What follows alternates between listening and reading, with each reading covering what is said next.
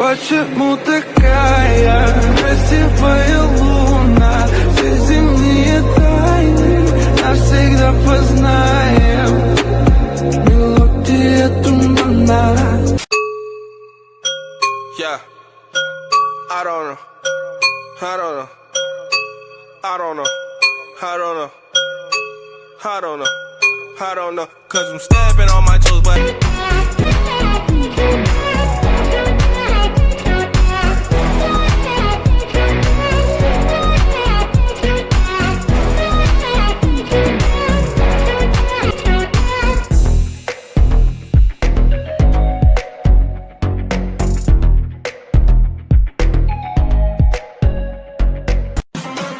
Привет, русский.